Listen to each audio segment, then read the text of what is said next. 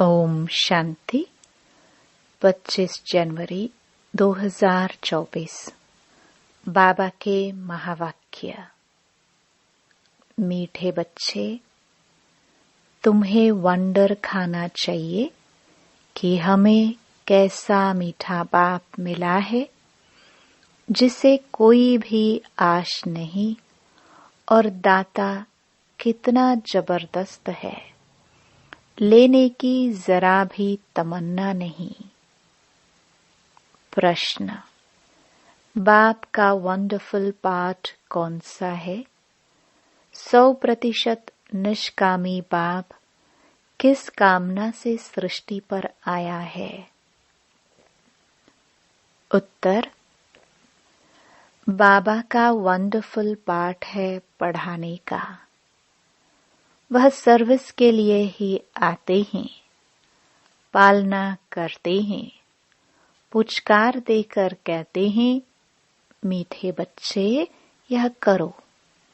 ज्ञान सुनाते हैं, लेते कुछ नहीं। 100% निष्कामी बाप की कामना हुई है, मैं अपने बच्चों को जाकर रास्ता बताऊं। सृष्टि के आदि मध्य अंत का समाचार सुनाऊं। बच्चे गुणवान बने, बाप की यही कामना है। ओम शांति।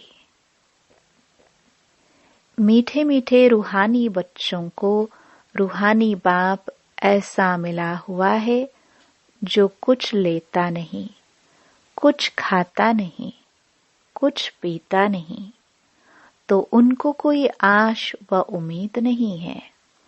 और मनुष्यों को कोई ना कोई आश जरूर होती है। धनवान बने, फलाना बने, इनको कोई आश नहीं, वह अभोक्ता है। तुमने सुना था, एक साधु कहता है, मैं कुछ खाता पीता नहीं। यह तो जैसे कॉपी करते हैं। सारे विश्व में एक ही बाप है जो कुछ लेता करता नहीं। तो बच्चों को ख्याल करना चाहिए कि हम किसके बच्चे हैं। बाप कैसे आकर इनमें प्रवेश करते हैं।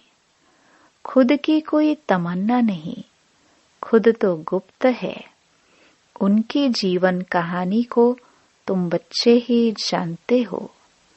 तुम्हारे में भी थोड़े हैं जो पूरी रीति समझते हैं। दिल में आना चाहिए कि हमको ऐसा बाप मिला है जो न कुछ खाता, न पीता, न लेता। कुछ भी उनको दरकार नहीं। ऐसा तो कोई हो नहीं सकता। एक ही निराकार ऊंच ते ऊंच भगवान ही गाया हुआ है। उनको ही सब याद करते हैं। वह तुम्हारा बाप भी अभोक्ता, टीचर भी अभोक्ता, तो सतगुरु भी अभोक्ता। कुछ भी लेते नहीं, लेकर वह क्या करेंगे? यह भी वंडरफुल बाप है। अपने लिए जरा भी आश नहीं। ऐसा कोई मनुष्य होता नहीं। मनुष्य को तो खाना, कपड़ा आदि सब चाहिए। मुझे कुछ नहीं चाहिए। मुझे तो बुलाते हैं कि आकर पतितों को पावन बनाओ। मैं हूँ निराकार, मैं कुछ नहीं लेता। मुझे तो अपना आकार ही नहीं। मैं सिर्फ इसमें प्रवेश करता हूँ। बाकी खाती पीती इनकी आत्मा है। मेरी आत्मा को कुछ भी आश नहीं। हम सर्विस के लिए ही आते हैं। सोच करना होता है, कैसा वंडरफुल खेल है। एक बाप सबका प्यारा है। उनको जरा भी आश नहीं। सिर्फ आकर पढ़ाते हैं, पालना करते हैं, पुचकार देते हैं, मीठे बच्चे यह करो। ज्ञान सुनाते हैं, लेता कुछ भी नहीं।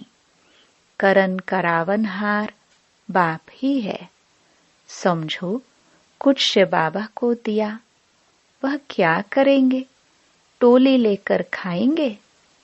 शिव बाबा को शरीर ही नहीं तो लेवे कैसे? और सर्विस देखो कितनी करते हैं। सबको अच्छी अच्छी मत देकर गुलगुल बनाते हैं। बच्चों को वंडर खाना चाहिए। बाप तो है ही दाता। दाता भी कितना जबरदस्त, और कोई तमन्ना नहीं।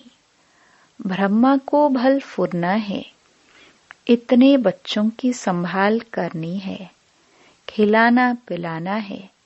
पैसा जो भी आता है वह शिव बाबा के लिए ही आता है। हमने तो सब कुछ स्वाहा कर दिया। बाप की श्रीमत पर चल, अपना सब कुछ सफल कर भविष्य बनाते हैं। बाप तो 100% निष्कामी है। सिर्फ यही फुरना है कि सबको जाकर रास्ता बताऊं। सृष्टि के आदि मध्य अंत का समाचार सुनाऊं। और तो कोई जानते नहीं, तुम बच्चे ही जानते हो। बाप टीचर के रूप में पढ़ाते हैं। फी आदि कुछ लेते नहीं, तुम शिव बाबा के नाम पर लेते हो। वहां रिटर्न में मिलता है। बाबा में यह तमन्ना है क्या कि हम नर से नारायण बने? बाप तो ड्रामानुसार पढ़ाते हैं। ऐसा नहीं कि उनको आश है कि हम ऊंचते ऊंच तख्तनशीन बने। नहीं, सारा मदार है पढ़ाई पर, दैवी गुणों पर, और फिर औरों को भी पढ़ाना है। बाप देखते हैं ड्रामानुसार कल्प पहले मिसल इनकी जो एक्ट चलती है, साक्षी होकर देखते हैं। बच्चों को भी कहते हैं तुम साक्षी होकर देखो, अपने को भी देखो। हम पढ़ते हैं व नहीं, श्रीमत पर चलते हैं व नहीं, औरों को आप समान बनाने की हम सर्विस करते हैं व नहीं। बाप तो इनके मुख का लोन लेकर बोलते हैं। आत्मा तो चैतन्य है ना, मुर्दे में तो बोल न सके, जरूर चैतन्य में ही आएंगे। तो बाप कितना निष्कामी है, कोई आश नहीं। लौकिक बाप तो समझते हैं बच्चे बड़े होंगे फिर मुझे खिलाएंगे। इनकी तो कोई तमन्ना नहीं। जानते हैं मेरा ड्रामा में पाठ ही ऐसा है, सिर्फ आकर पढ़ाता हूँ। यह भी नोंद है। मनुष्य ड्रामा को बिल्कुल नहीं जानते। तुम बच्चों को यह निश्चय है, बाप ही हमको पढ़ाते हैं। यह ब्रह्मा भी पढ़ते हैं। जरूर यह सबसे अच्छा पढ़ते होंगे। यह भी अच्छा मददगार है शिव बाबा का। हमारे पास तो कुछ धन है नहीं, बच्चे ही धन देते हैं और लेते हैं। 2 मुट्ठी देते हैं और भविष्य में लेते हैं। कोई के पास कुछ है नहीं तो कुछ देते नहीं। बाकी हाँ, अच्छा पढ़ते हैं तो भविष्य में अच्छा पद पाते हैं। यह भी बहुत थोड़े हैं जिनको याद रहता है कि हम नई दुनिया के लिए पढ़ रहे हैं। यह याद रहे तो भी मन मनाभव है। परंतु बहुत हैं जो दुनियावी बातों में समय बर्बाद करते हैं। बाबा क्या पढ़ाते हैं, कैसे पढ़ाते हैं, कितना ऊंच पद पाना है, यह सब कुछ भूल जाते हैं। आपस में ही लड़ते झगड़ते टाइम वेस्ट करते रहते हैं। जो बड़ा इम्तिहान पास करते हैं वह कभी अपना समय वेस्ट नहीं करते। अच्छी तरह पढ़ेंगे, श्रीमत पर चलेंगे। श्रीमत पर तो चलना पड़े ना। बाप कहते हैं तुम तो नाफरमान बरदार हो, श्रीमत देता हूँ। बाप को याद करो तो भूल जाते हो। यह तो कमजोरी कहेंगे। माया एकदम नाक से पकड़कर डसकर सिर पर बैठ जाती है। यह युद्ध का मैदान है ना। अच्छे अच्छे बच्चों पर माया जीत पा लेती है। फिर नाम किसका बदनाम होता है? शिव बाबा का। गायन भी है, गुरु का निंदक ठोर न पाए। ऐसे माया से हराने वाले फिर ठौर कैसे पाएंगे? अपने कल्याण के लिए बुद्धि चलानी चाहिए कि हम कैसे पुरुषार्थ कर बाबा से वर्षा लूं। अच्छे अच्छे महारथियों जैसा बनकर सबको रास्ता बताऊं। बाबा सर्विस की युक्तियां तो बहुत सहज बतलाते हैं। बाप कहते हैं तुम मुझे बुलाते आए हो। अब मैं कहता हूँ कि मुझे याद करो तो पावन बन जाएंगे।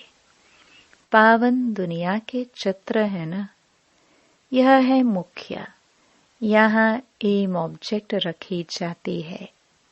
ऐसे नहीं कि डॉक्टरी पढ़नी है तो डॉक्टर को याद करना है, बैरिस्टरी पढ़नी है तो कोई बैरिस्टर को याद करना है। बाप कहते हैं सिर्फ मुझ एक को याद करो। बस मैं तुम्हारी सब मनोकामना पूर्ण करने वाला हूँ। तुम सिर्फ मुझे याद करो। भल माया तुमको कितना भी हैरान करे, फिर भी युद्ध है ना। ऐसे नहीं फट से जीत पा लेंगे। इस समय तक एक ने भी माया पर जीत नहीं पाई है। जीत पाने से फिर जगत जीत होनी चाहिए। गाते हैं मैं गुलाम तेरा। यहाँ तो माया को गुलाम बनाना है। वहाँ माया कभी दुख नहीं देगी। आजकल तो दुनिया ही बड़ी गंदी है।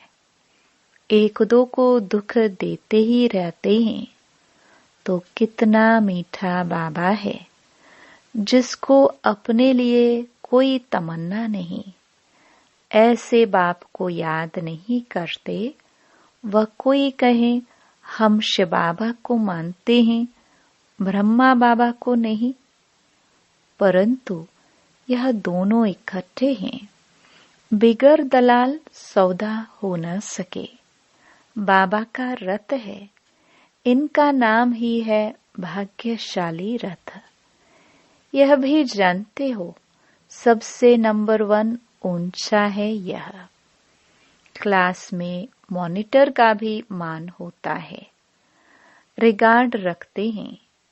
नंबर 1 सिखिलदा बच्चा तो ये है ना। वहाँ भी सब राजाओं को इनका श्री नारायण का रिगार्ड रखना है।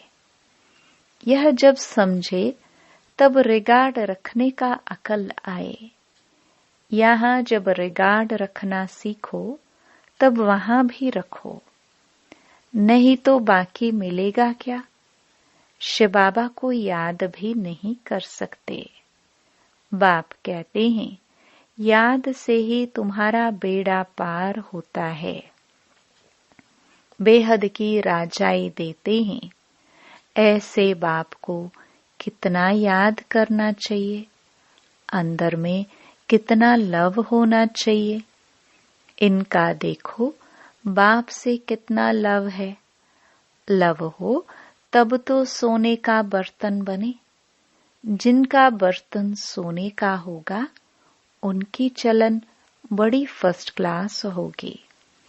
ड्रामानुसार राजधानी स्थापन होनी है, उनमें तो सब प्रकार के चाहिए। बाप समझाते हैं, बच्चे तुम्हें कभी भी गुस्सा नहीं आना चाहिए। समझना चाहिए हम अगर सर्विस नहीं करते तो गोया टाइम वेस्ट करते रहते हैं। शिव बाबा के यज्ञ की कोई सर्विस नहीं करेंगे तो मिलेगा क्या? सर्विसेबल ही ऊंच पद पाएंगे। अपना कल्याण करने के लिए शौक रखना चाहिए। नहीं करते तो पद भ्रष्ट करते। स्टूडेंट अच्छा पढ़ते हैं तो टीचर भी खुश होगा, समझेंगे यह हमारा नाम बाला करेंगे। इनके कारण हमको इजाफा मिलेगा। बाप, टीचर आदि सब खुश होंगे। अच्छे सपूत बच्चों पर माँ बाप भी कुर्बान जाते हैं। जो बहुत अच्छी सर्विस करते हैं तो बाप भी सुनकर खुश होते हैं। जो बहुतों की सर्विस करते हैं उनका जरूर नामाचार होगा। ऊंच पद भी वही पा सकेंगे। रात दिन उनको सर्विस का ही ओना रहता है। खान पान की परवाह नहीं रखते। समझाते समझाते गला घुट जाता है। ऐसे सिखिलदे सर्विसेबल बच्चों को ही ऊंच पद पाना है। यह तो 21 जन्मों की बात है, सो भी कल्प कल्पांतर के लिए। जब रिजल्ट निकलेगी तब समझेंगे किसने सर्विस की, कितनों को रास्ता बताया। कैरेक्टर्स को भी सुधारना जरूरी है। महारथी, घोड़े सवार, प्यादे नाम तो है ना। सर्विस नहीं करते तो समझना चाहिए हम प्यादे हैं।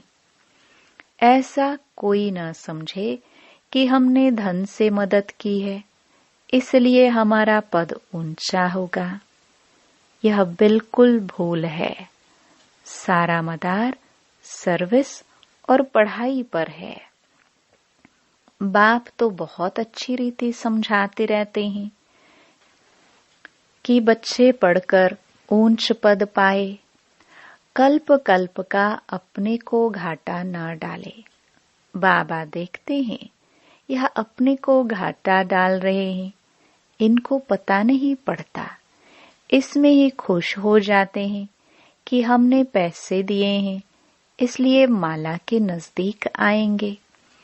परंतु भल पैसा दिया लेकिन नॉलेज नहीं धारण की, योग में नहीं रहे तो वह क्या काम के। अगर रहम नहीं करते तो बाकी बाप को क्या फॉलो करते हैं। बाप तो आए ही हैं बच्चों को गुलगुल बनाने। जो बहुतों को गुलगुल बनाएंगे उन पर बाप भी बलिहार जाएंगे। स्थूल सर्विस भी बहुत है। जैसे भंडारी की बाबा बहुत महिमा करते हैं, उनको बहुतों की आशीर्वाद मिलती है। जो जितनी सर्विस करते हैं वह अपना ही कल्याण करते हैं। अपनी हड्डियां सर्विस में देते हैं, अपनी ही कमाई करते हैं। बहुत हड्डी प्यार से सर्विस करते हैं। जो खिटपिट करते हैं वह अपनी ही तकदीर खराब करते हैं। जिनमें लोभ होगा उन्हें वह सताएगा। तुम सब वानप्रस्थी हो, सबको वाणी से परे जाना है। अपने से पूछना चाहिए सारे दिन में हम कितनी सर्विस करते हैं। कई बच्चों को तो सर्विस बगैर सुख नहीं आता। कोई कोई को ग्रहचारी बैठती है, बुद्धि पर व पढ़ाई पर। बाबा तो सबको एक रस पढ़ाते हैं। बुद्धि कोई की कैसे होती, कोई की कैसी होती है। फिर भी पुरुषार्थ तो करना चाहिए, नहीं तो कल्प कल्पांतर का पद ऐसा हो जाएगा। पिछाड़ी में जब रिजल्ट निकलेगी तो सब साक्षात्कार करेंगे। साक्षात्कार करके फिर ट्रांसफर हो जाएंगे। शास्त्रों में भी है कि पिछाड़ी में बहुत पछताते हैं कि मुफ्त समय वेस्ट किया, कल्प कल्पांतर का बहुत धोखा खाया। बाप तो सावधान करते रहते हैं। शिव बाबा की तो यही तमन्ना है कि बच्चे पढ़कर ऊंच पद पाए, और कोई अपनी तमन्ना नहीं है। उनके काम की भी कोई वस्तु नहीं है। बाप समझाते हैं, बच्चे अंतर्मुखी बनो। दुनिया तो सारी बाह्यमुखी है, तुम हो अंतर्मुखी। अपनी अवस्था को देखना है और सुधारने का भी पुरुषार्थ करना है। अच्छा, मीठे मीठे सिखिलदे बच्चों प्रति मात पिता बाप दादा का याद प्यार और गुड मॉर्निंग। रूहानी बाप की रूहानी बच्चों को नमस्ते। धारणा के लिए मुख्य सार। पहला, साक्षी होकर स्वयं के पाठ को देखो। हम अच्छी रीति पढ़कर दूसरों को पढ़ाते हैं या नहीं? आप समान बनाने की सेवा करते हैं। अपना समय दुनियावी बातों में बर्बाद मत करो। दूसरा, अंतर्मुखी बन अपने आप को सुधारना है। अपने कल्याण का शौक रखना है। सर्विस में बिजी रहना है। बाप समान रहमदिल जरूर बनना है। वरदान, हर समय अपनी दृष्टि, वृत्ति, कृति द्वारा सेवा करने वाले पक्के सेवाधारी भव। सेवाधारी अर्थात हर समय श्रेष्ठ दृष्टि से, वृत्ति से, कृति से सेवा करने वाले। जिसको भी श्रेष्ठ दृष्टि से देखते हो तो वह दृष्टि भी सेवा करती है। वृत्ति से वायुमंडल बनता है। कोई भी कार्य याद में रहकर करते हो तो वायुमंडल शुद्ध बनता है। ब्राह्मण जीवन का श्वास ही सेवा है। जैसे श्वास न चलने से मूर्छित हो जाते हैं, ऐसे ब्राह्मण आत्मा सेवा में बिजी नहीं तो मूर्छित हो जाती है।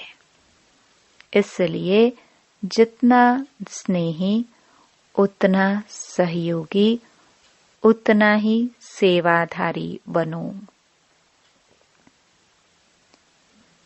स्लोगन,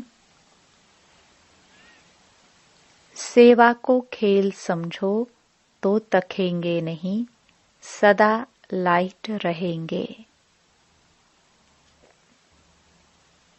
अव्यक्ति साइलेंस द्वारा डबल लाइट फरिश्ता स्थिति का अनुभव करो। सदा डबल लाइट स्थिति में रहने वाले निश्चय बुद्धि निश्चिंत होंगे। उड़ती कला में रहेंगे। उड़ती कला अर्थात ऊंचे से ऊंची स्थिति। उनके बुद्धि रूपी पांव धरनी पर नहीं। धरनी अर्थात देह भान से ऊपर। जो देह भान की धरनी से ऊपर रहते हैं वह सदा फरिश्ते हैं। उनके संपर्क में जो भी आत्मा आएगी वह थोड़े समय में भी शीतलता व शांति की अनुभूति करेगी। ओम शांति।